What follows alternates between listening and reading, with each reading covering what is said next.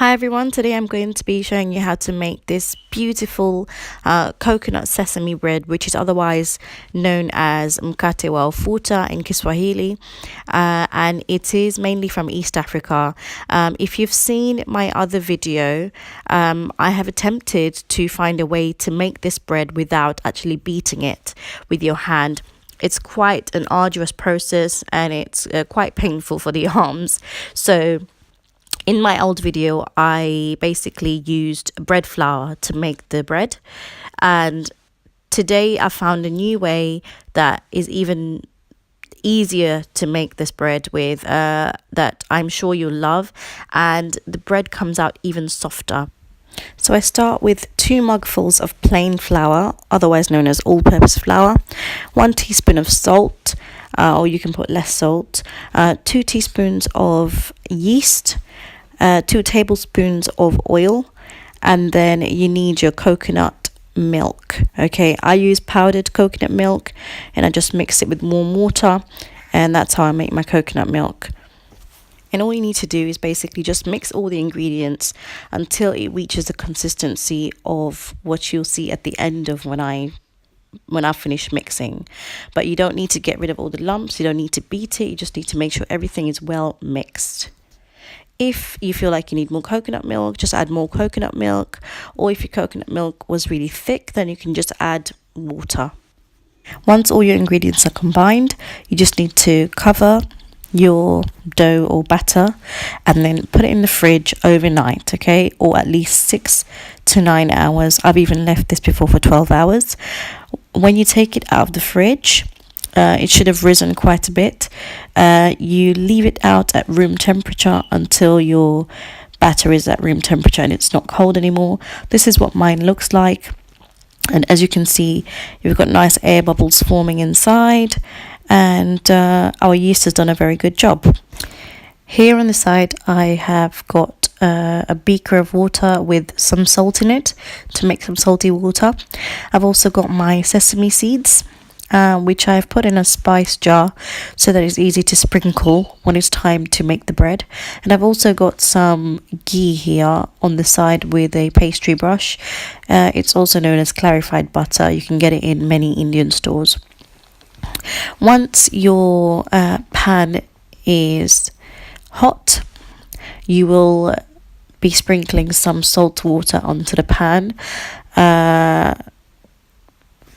If you have a gas cooker, you can use pretty much any type of pan, because once the bread has cooked on the cooker, you'll be putting it underneath into the grill to finish cooking.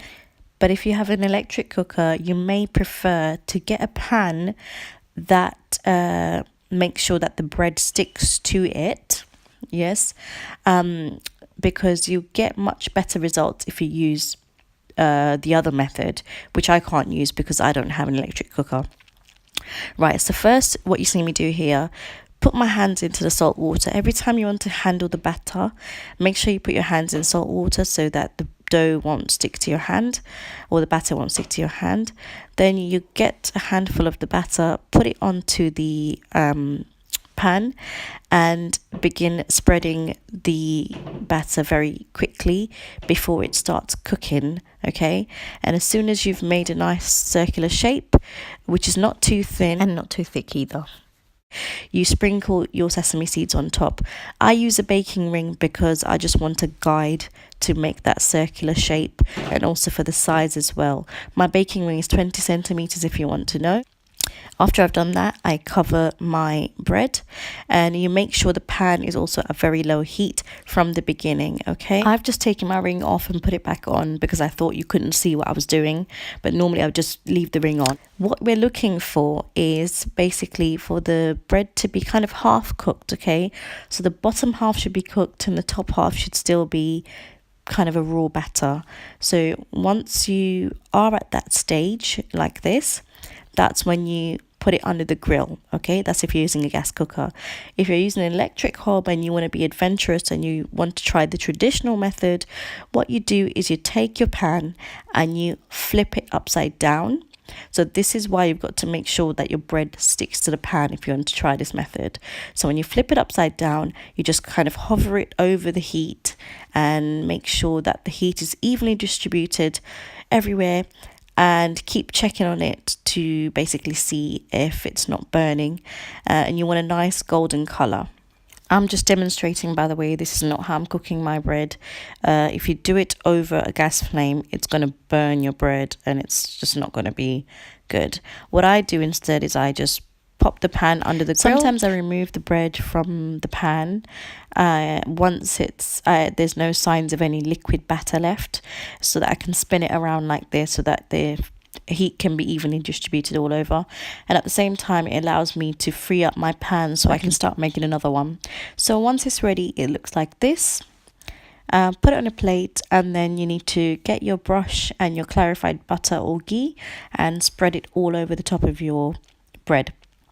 That gives it a nice shine, and also some of the butter seeps into the bread to soften it a little bit more. When you're putting the bread on the plate, traditionally we put the first bread face up, the next one face down, face up, face down. That's how we do it. So as you can see, the bread has come out very soft, and you know, the technique or the method that I've come up with that we're going to use from now on, it's very easy. And so if you've got any kind of problems with your hand, or you haven't got a mixer, then, you know, no one can tell me now that they can't make Mkate wa Ufuta, okay?